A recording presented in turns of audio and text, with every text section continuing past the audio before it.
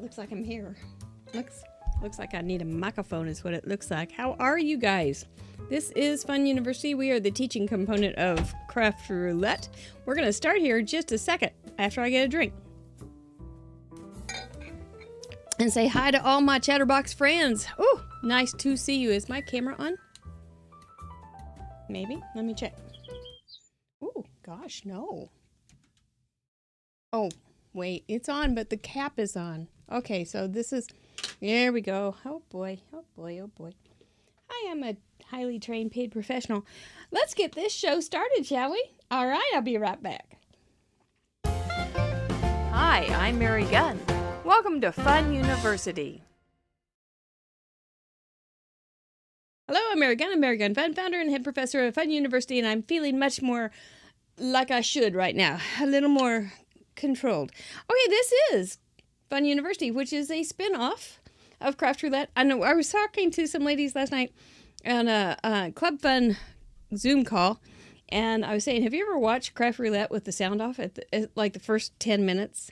It looks like it looks like I'm on the tarmac of a very, very busy airport, and I'm directing air traffic or conducting a very, very busy symphony or some awkward dance, which I am so prone to do.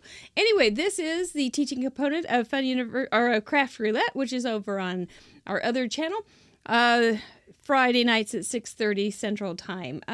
We talk about Craft Roulette. We don't teach. We don't sell anything. We don't teach. We just kind of show up and do something kind of interesting. Last week we had a wonderfully fun show with the Pennies. That's not really their last name, but I like it. And we had our April Fool's show. So if you haven't seen that, go ahead and go back and see our special guest, who was a surprise to everybody.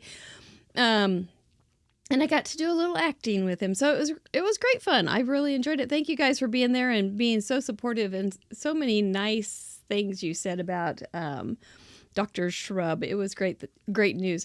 You guys are in the back seat or back row, front row. I see you all there. Very good. I think you're all ready to do something. This week, our parameters were a Dutch door, which was really kind of funny because I did that last Tuesday on Fun University.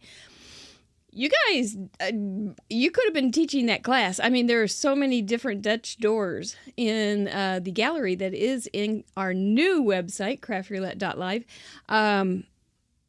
Look at episode 106, the contributors gallery, and it's just full of amazing Dutch doors. It really is. If you haven't seen our new website, also go to craftroulette.live. It's stellar. And we're still finding a few little glitches and bugs. So if you do see something that doesn't make sense, I mean, it doesn't work. And then it may not make sense. But if it doesn't work, and you're pretty sure it doesn't, let us know. Anyway, your Dutch door contributions were just really good. There were some that were angled. There were some that went along with a shape, like Caitlin Antony's went along with her shape, a little branch. There were hidden Dutch doors. There were double Dutch doors. There were single Dutch doors. There were upside down, the Ecuadorian Dutch door, which is sideways. La Puerta. La Puerta de Ecuador. Anyway, we had those. We had all sorts of things. We had red +2. Another kiss your brains for you guys that submitted, because you showed a great understanding of what our color parameters are like. With the first number, or the first color is red +2 of your choices. Oftentimes we'll see this literal translation of red. Everything's red, and then there's a couple extra little colors, but you didn't do that at all. You could have all red, and that was fine. But there were some that you barely saw the red. It was like a teeny tiny heart. And then you had two other colors in there that primarily. So you really understood well the color parameter and how to use it for your own interest and your own creativity. I was really, really impressed with you guys. The element was birds, and that's what we're starting with tonight. Splatters. I've heard some pretty hilarious things about splatters. Splatters and birds were an interesting combination. Mr. Wheel may have had a little April Fool of his own in his mind. Birds and splatters, but everybody was very tasteful. So that was nice. It did remind us. It reminded me of our old cockatiel who sat on my shoulder a lot. And he just sat on my shoulder. She just sat on my shoulder a lot. And then I would go to the grocery store and I'd come home and sure enough, I'd been walking around the grocery store with bird splatter on my shoulder. So anyway, it was kind of a fun little remembering of my sweet Mo. Tonight, so stencils and pretzels. Stencils and pencils is what we're going to do tonight. Let's go on down to the paper cam. I think I can zoom in a little bit here. You're seeing all the stuff that's coming up tonight. All right. Yes, we're going to zoom right in there. Get this thing ready. Anyway, I thought you did really, really well. There were, again, over 100 100 cards, and they are all different. Very well done. Kiss that. We hope that your brain is well kissed, but go ahead and give it another big smooch. And thank you again to the pennies for joining us. This was my card. I haven't done a darn thing to it, so that's pretty exciting. Sometimes I have to fix it up a little bit. This was done with a stencil because I just stenciled the circle and then drew the rest in. It's that simple. And then just drew a curved line and drew in some leaves. This was stamped. There's my splatters. I think it looks kind of like enamelware or something. I really liked it. And then just a little message inside. Note. It just blended into the background too much with the splatters, so I went ahead and did it on another paper, so it stuck up a little bit better. You can make this in one piece. If you wanted to, you could make this into one piece just by cutting at 4.5, back up at whatever, and going around. If you are bothered by that, but anyway, that's how I did it. So that was my card. What else do I need to tell you before we really dig in? I don't know. Stencils. We did a class just a couple weeks ago on making our own stencils, and you can scroll down on the YouTube and find it. I think it was probably about 104, 103. But I made these stencils out of die cuts and stencil paper, which I got at Michael's, and I loved it. And this needs a little bath. But so you can make stencils pretty easily. I don't remember how much the 3 12 by 12 sheets were, sorry. But I'm getting a lot of good out of them, and I like that. I like basic stencils. I don't get a lot of fancy stencils, which really brought me to tonight because I was going, oh man, these stencils are all getting so incredibly complicated. And they used to be very affordable. Now they're kind of, because they have 3 and 4 layers, they're getting kind of pricey. So I do love the look of a stencil. So I thought I'm going to figure out what kind of things I can do with it without buying a whole bunch of new ones. So you're coming in on my little Scottish nature here. Stenciled images are beautiful. They are soft. Well, let's see. They're soft, except isn't that just human nature? You get a stencil, it has no outline, so you outline it. You get an outline stamp and you stamp it in a light color so you can't see the outline and you have no line coloring. It's human nature to try to reconnoiter something, I think. But maybe it's just the creativity in us that makes us want to do something a little different. I don't know. But generally stencils are very soft. Here's one that I had been working on just as a sample. See how soft they are? This one has a little bit of detail because I came in with 2 different colors, a little lighter, a little darker. You can do things like that and get a little contour. But I wasn't quite happy with that. I started playing with it. See, this one gets a little bit better, the colored pencils, and then this one I used watercolor pencils. And just changing it up. If you are going to be doing some testing and you're not confident in your paper, your inks, and your feel, you keep little things like this with notes on it. It will help you. If you have a little booklet, you can use a little messy journal or anything and stick it in there with your notes. It will definitely help. Keep track, because you may think you're going to remember, and you may, but I wouldn't. So I like to keep my little notes. So anyway, here is the one.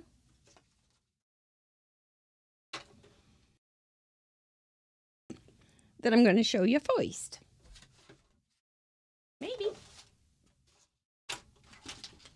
Seriously, maybe. Okay, these were at Hobby Lobby a year or so ago. They were inexpensive, and they're sticky already. I don't know why. It's going to be a physics question. I do not have the answer. But these were very inexpensive. And so I pulled off the little butterfly. One drawback on something like this, which isn't necessarily a drawback, is that when you are adding color with a brush, and you may think you're never going to go outside the line over here or over here. It is a lie from the pit, I tell you. It's there's virtually no way to contain a big brush inside. If you can, you know, that's a skill that I don't understand, and yay for you. But always for me, I have to bring in some Post-its to square those, hide those areas that I know are going to get colored. And so something along those lines. This is the butterfly that I first stenciled.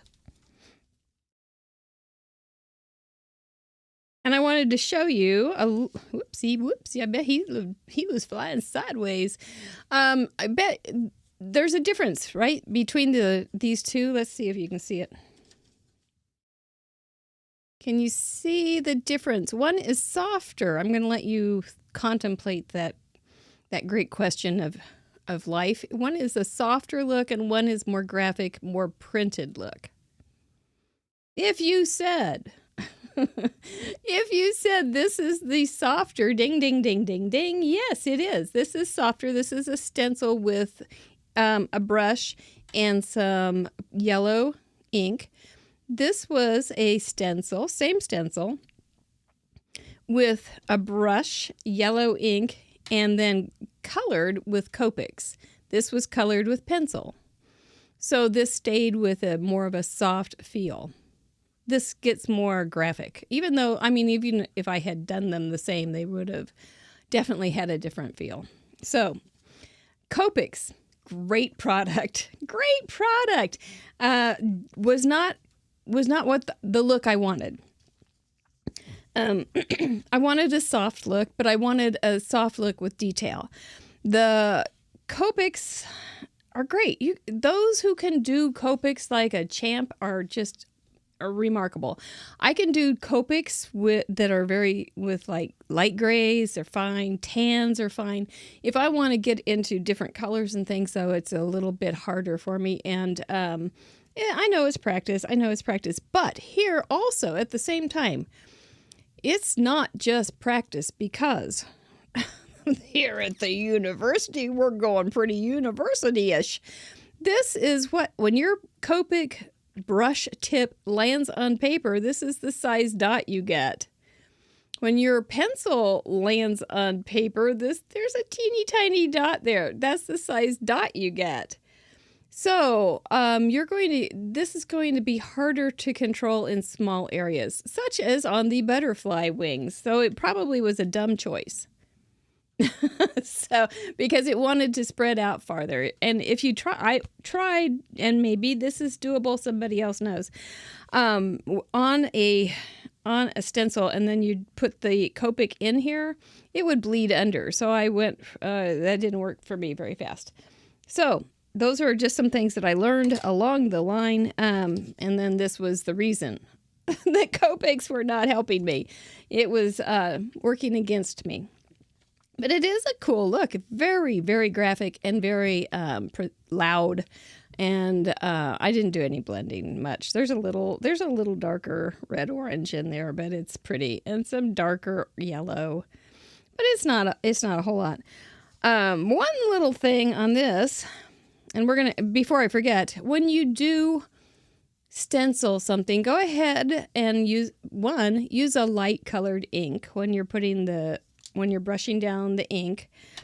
And 2, go ahead and do another one on something thin, like a piece of scrap paper that's colored like copy paper or Post-it note, because then when you want to add a background, you will already have your mask cut out, so that you can just color around it. So that would be, just go ahead and get those done at the same time. I don't know why not.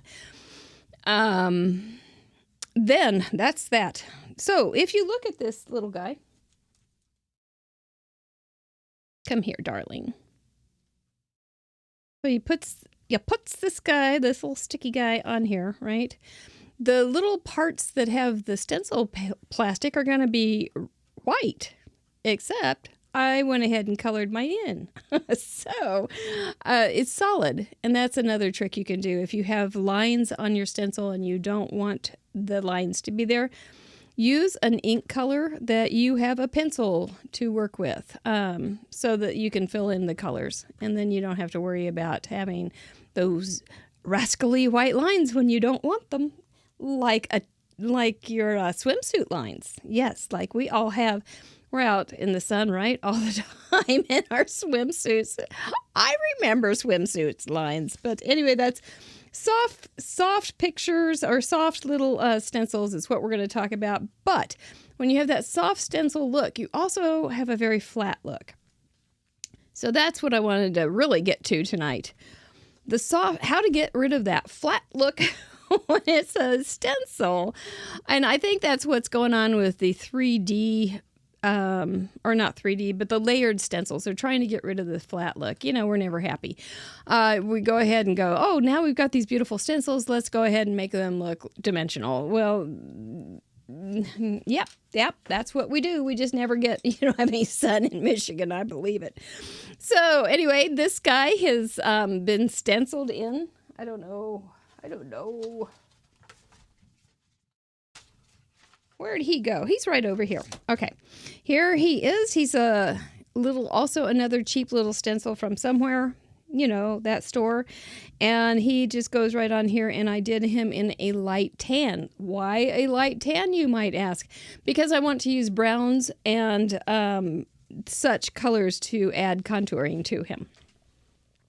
So I started with a light tan, whereas with the butterflies, I started with a yellow. But go light first, because it's really hard. It's really hard to add dark colors to a dark color. You knew that. All right. So I went ahead and just got, see? Looky there. Looky. There's one of those lines I was talking about. And they will get those little brushes, because they're big fatzos. We're going to get in these other holes, too, that you didn't anticipate. So even I was trying so hard to stay here, it went down in there. It's just too hard. Here is one trick you can do. Also, you can masking tape off close nearby neighbors that are going to be butting in to your business. So you can do that too, if you want. Anyway, there's several things you can do. And those are a few. Then we've got this nice flat bird here, and then I just grabbed some pencils. Another thing about colored pencils, they're very portable. You don't have to have, Copics are wonderful products. I'll say it again. They're wonderful products, but you usually, it seems like you have to have at least 2 and sometimes 3 and 4 to do one shading on one object. So these are going to respond more with pressure and layers than the pigment itself. Are as I have a couple browns, a black. White is really important if you don't have one. These were actually pencils that were given to me by a former client, and I like them. They're very soft. I don't have any dog in the hunt to like them or say anything better about them, but they're made in West Germany, so that's kind of interesting. And then orange and red and blue and some greens. So I used to do birds years and years ago. They were one of my go-to drawing projects, and did them in graphite for years. And then I went to color. And do I know where those are? No. They were oh my, they were in the 70s. So that was a long time ago. The 70s. Yes. The 70s. Who remembers those? Here's those little white lines. If you had a mask of that, you could, or if you're going to cut them out, you could go ahead and add some of this. If you had a smaller brush to deal with, you could add, and you wanted those covered up, you could add some of this too. As usual, you want to pat it off. I don't think I'm going to do this too much, but you can. I would want to have, I don't know what I'm going to do with this yet, but I don't know what I'm going to do with it yet. But you could add some more of the tan to fill in some of those junctions. Or you can use your pencils. This is a fanciful bird. He doesn't really exist in nature. As far as I know, he looks a bit like a sparrow, and he looks a bit like a chickadee. So, but I think he's a fanciful bird, but he's a pretty guy, so we can color him anything we want. I usually start light and go into something a little darker. So let's start with a reddish brown. And I wish I had points on these. I don't. I start with, let's go down a little farther, since you're going to watch me do this, right? You remember the 70s well? Oh, girl. So I usually just start out with a bit of an outline on, I'm not going to do the whole bird the whole way tonight because you'll get sleepy, and start just feathering it out. If you do, there is a different thing on paper here. Let's see. Yes, I wanted to show you these. This was a slippery paper, kind of a Bristol paper, and it's very smooth, and the feathers are pretty smooth. I had to add some more texture in there. This was called a Bristol vellum. It isn't like see-through, but it's rough. It has tooth, and you can see the texture on the bird. So that's another option, is thinking about your papers. I would go ahead and just test it. And if you like it, use it. Again, make your little note. If there's some papers that you have around the house a lot, just use it as a reference and decide if you want to have a smoother look or a rough, toothy look. It's whatever you want. And I like to keep going over this, because the more times you go over it, the darker it will be. I'm not using Gamsol or anything. I know that people do like Gamsol. I'm not going to mess with that tonight. I've never used it. And see how this guy is? You can see the tan ink underneath it. So you don't have to, you're still going to be using this, not just the form of the stencil, but you're actually going to be using the ink that if you want to, I suppose you could cover it all. But I start with just a little bit of an outline. So I don't have to go clear to, if I don't have a little outline, here's what happens. If you don't start with a little outline, then you feel like you have to go to the very edge of the stencil again, and chances are you're going to come short or go over. So you can go short or go over when you've got a little line, but that's going to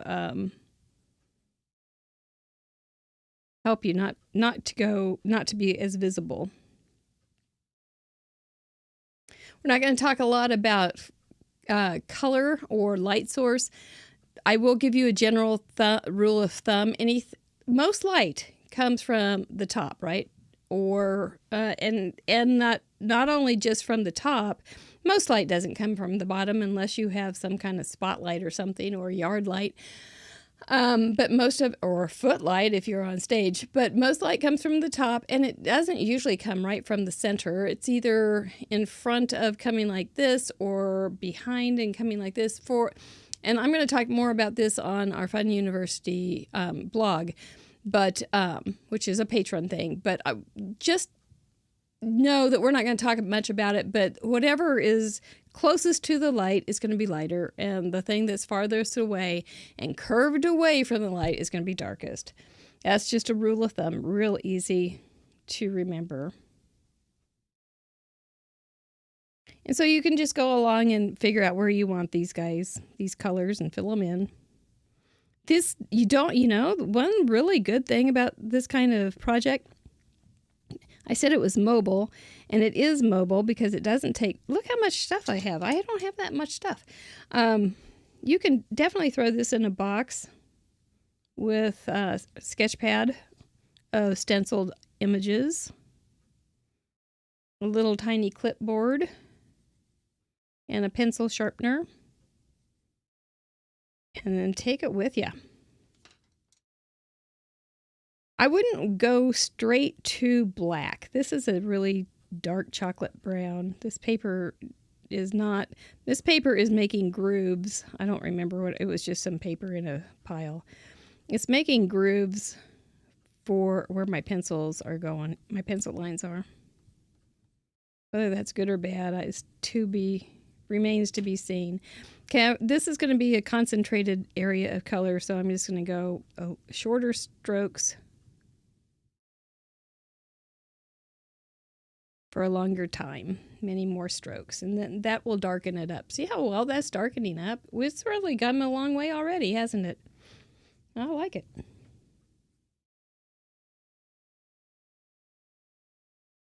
Generally, you don't go this way. You'll have less control, I think. That's a theory.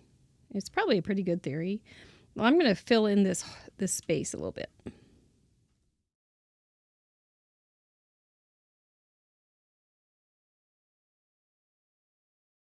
And generally, you don't want to be doing this either. You want to be going longer strokes for longer things. I'm not going to come in and lay in a bunch of detailed feathers. This is not my purpose tonight.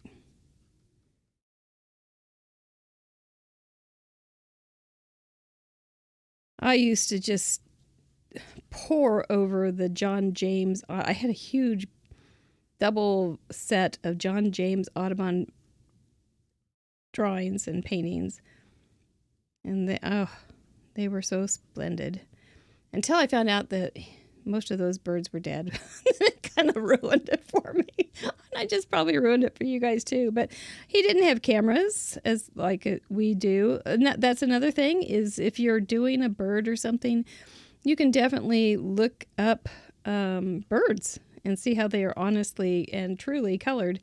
And that will help you a ton knowing what to do. You can even notice the light sources and the contours. And see, I'm just contouring is just making it look a little more dimensional.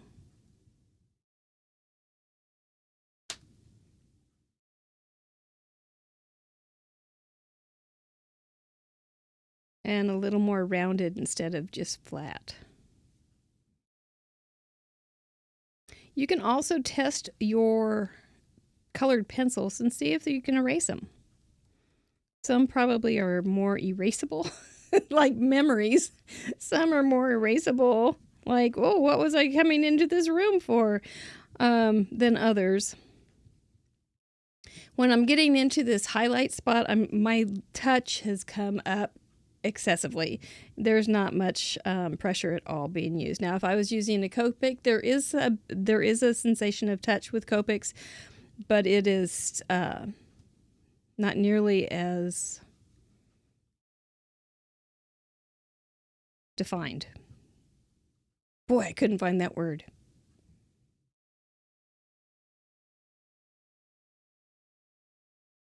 Okay. So his little wings coming right along. I think it's looking pretty good. One little thing on his eye I want to make sure I say before I forget. Generally, if you are doing a bird, since that's what we started with. If you can leave a little white ring around his eye, it's going to give a little more definition to his eyeball. And then, of course, the little highlight can come back in with a gel pen.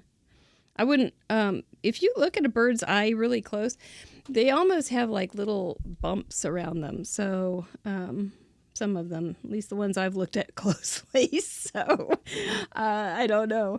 But if you can do that, sometimes it makes it, oh gosh, he's getting big eyes. He's getting big old buggy eyes. I think he's got a thyroid problem.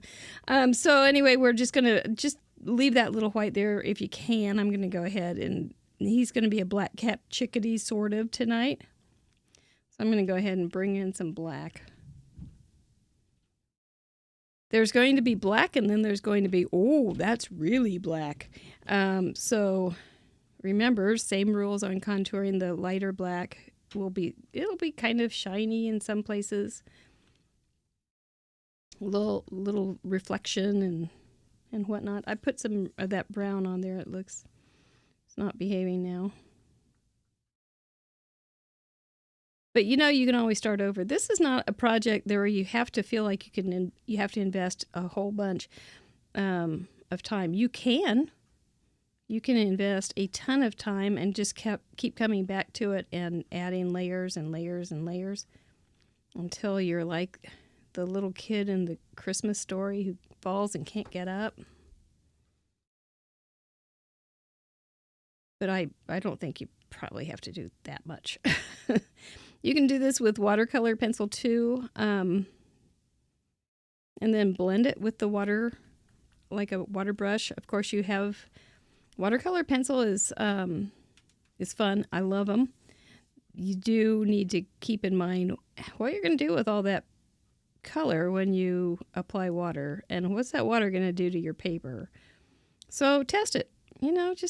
Usually you're going to start with a bigger piece of paper than this, and so have a little spot up here and do your watercolor pencil and try some water on it and see if it works, if it pills up, if it warps, if it makes you sad. Don't do it. Just don't do it. Leave it alone. Walk away. Try something else. I thought I had a yellow pencil, but I guess he's going to have an orange beak. Well, Team Orange, little chickadee.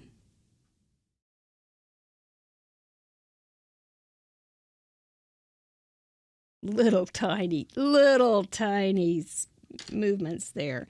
He looks kind of good just like that, doesn't he? All right. So his little tummy is going to have, we'll just give him a little bit of side pencil for some pretty light coloring. You can get out of the line really quicker this way. Who wants a little risk? Let's go for it. Same thing, we're going to pretend his light's up here, so he's going to be a little darker down here. But not a ton. Just want to make him a little rounder, so we'll make him a little rounder. He's been eating all my birdseed after all. And he's feeling pretty. You never see a really fat bird. Wonder what their secret is. The bird diet. Eating like a bird. I can tell you they didn't eat those taquitos that I had tonight. Ooh.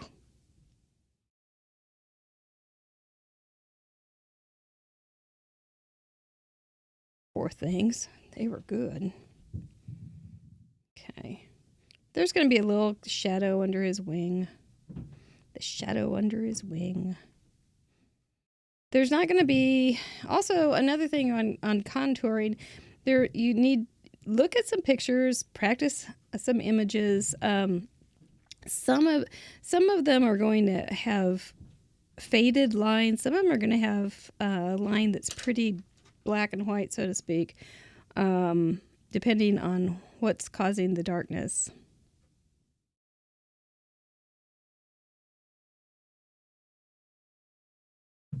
Yeah, this just is going to be kind of textured, and that's okay, because it can be a look that is very attractive.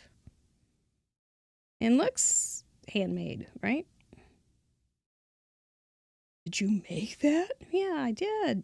They don't need to know you didn't draw it. You can tell them, though. It's honesty's the best policy. Wouldn't want to change too much on the directions, I think. I don't know. Maybe you should, but I don't think so. Just feather, feather, feather those feathers. Oh my, I entertain myself well.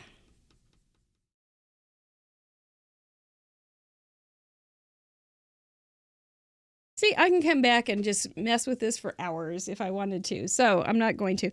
But another thing, I'm going to go ahead and just put a little bit of dark underneath this this branch. Nothing fancy.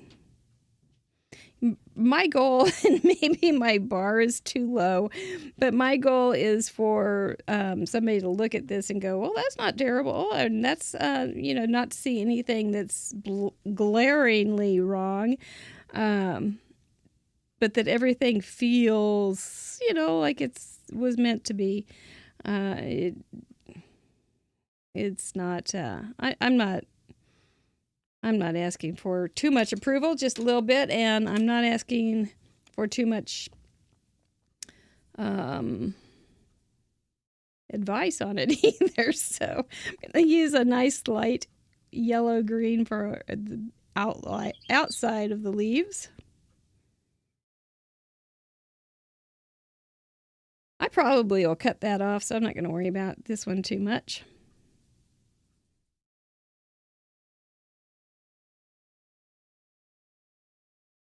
And, the incremental differences between the light greens and the dark greens at the top, at the bottom, if one's getting light on it, things like that, you could really, excuse me, Rembrandt, Vermeer, all you cool guys that were masters, this is not of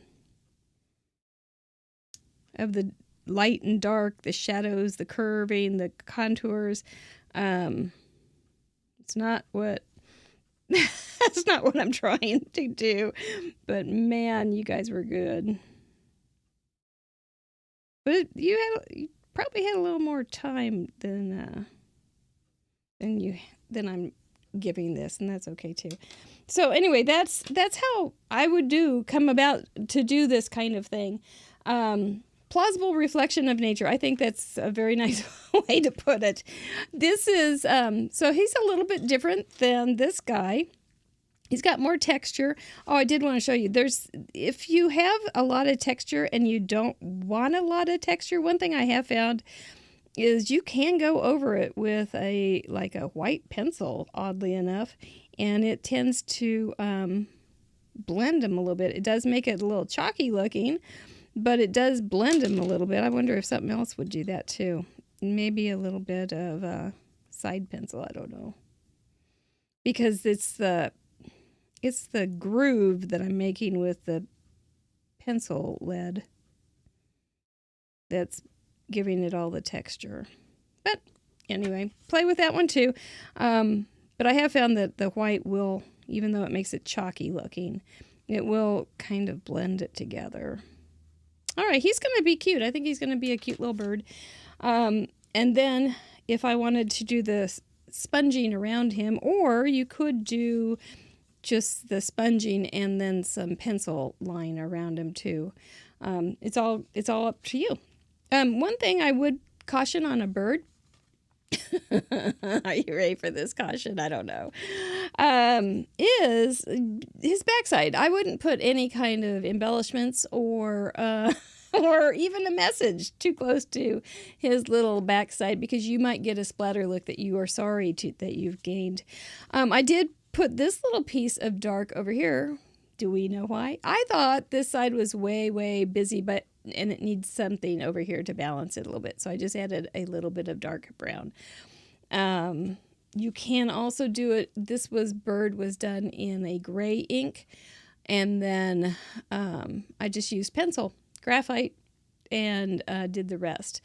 Wrote "Love You" and just made it, just looked like I drew the darn thing, doesn't it? I didn't, but yeah, it's just graphite. So that's really easy then to do. Just do some gray birds, and that's a really great shading exercise too. With gray ink, you can use stencils for hearts, and then anytime you take the color out of it when you're working on something like shading, it's better, and then you can apply the things that you learn and develop to the things with color. So always start black and white when you're learning something new is another tip. Couple flowers that I have here. This one has I think that one's kind of pretty. I did ink with a couple inks, so I have some yellow ink and then some pink ink, and then did a little bit of using some colored pencils to add some detail, and added some sparkles. So that was kind of fun to add some sparkles, added some Nouveau type drops. And here's another tip. I've never thought of this before. When you're doing a Nouveau drop, you know how you want to test it? Oh, isn't that like the pits? And so when you're doing one, if you have a scrap of paper, that the same kind of paper that you're working on, just put a Nouveau drop on that scrap of paper, or several. And then you can test those to see if they're dry, instead of going, oh, it's not dry. So I thought that was surely somebody didn't know that. Then this one ended up, this is Hank's. I've lost the T, and I made this just this afternoon. And I wasn't sure what I was going to do for the sentiment, but I thought, a popular look is the big bold sentiment in black on top of a kind of a busy background. So this is the same flower as this. What? You didn't have extra stencils? No, and then I did pencil. And so the pencil was and looky here, there's another little illusion here. I mean, no, if you're going to tear it apart and you're going to reconstruct it, maybe you would notice these things. But generally, if you give somebody a card and it says Hanks instead of thanks, they're going to be wondering, they won't notice the things, the cheats that you did on your flowers. But I did connect the base of the flower to the inside of the flower with pencil.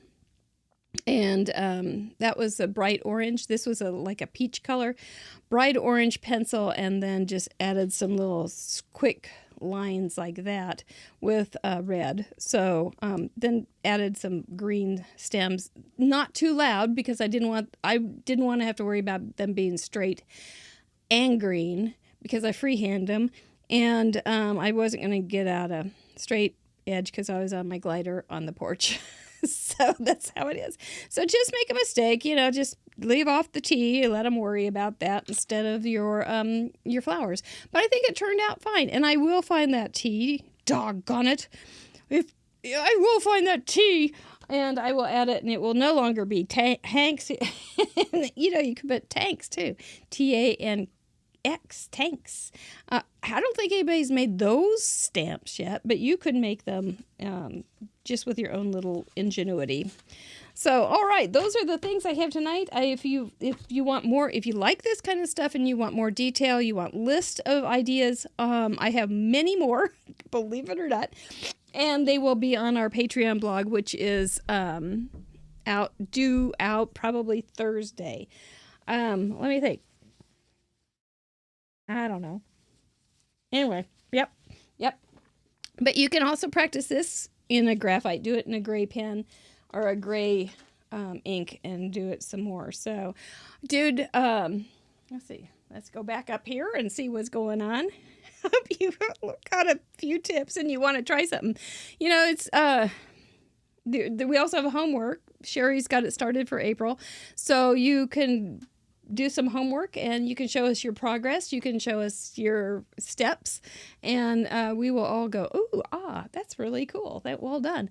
This is fun, but it is mobile. And so that was one of the things. We know that Grandma Gay is going to be spending some time with her husband while he recuperates and things.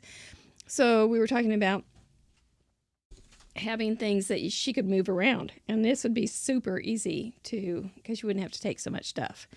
And I did it on the porch today. So there, it's pretty cool. Do have a couple more picture or cards to share in the blog, and lots of more tips. I think there's more tips, but I'll make them up. They'll come along. Let me see if there's anything else. Contouring. It sounds very daunting, but it's not. It's very fun. And if you like coloring, you probably will like this. If you hate coloring, maybe change your medium too. Maybe you've got some paper issue or pen marker issue that is fighting you. So go simple. Go graphite. Go graphite. Yeah, go KU. Rock Chalk Jayhawk. We won last night. Those would be my hints right off the top. Yeah, I always use some more tips. Yep. I always make big lists so you can go, oh yeah, there's one, there's an idea. So I try to make it easy to read, but it's like a textbook. All right. Very good. Let's go to this thing. Oh boy, our patrons. Did you see on our new website, that would be craftroulette.live, the cool new place that says patron extras? There's some cool stuff in there, such as late submissions. Hello, how fun is that?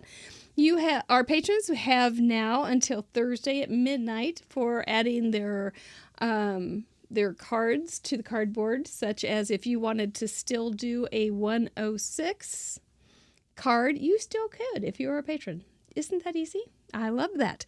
And you have to be logged into your Patreon account just follow the instructions. They're all there. There's lots of FAQs. Stephen has spent enormous amounts of hours getting this ready for us. And I've frustrated him enough. So just go ahead and read the stuff instead of just starting to fill things out. I need to change my medium sometimes to read. I was thinking a little while ago that maybe, we love alliteration in this country.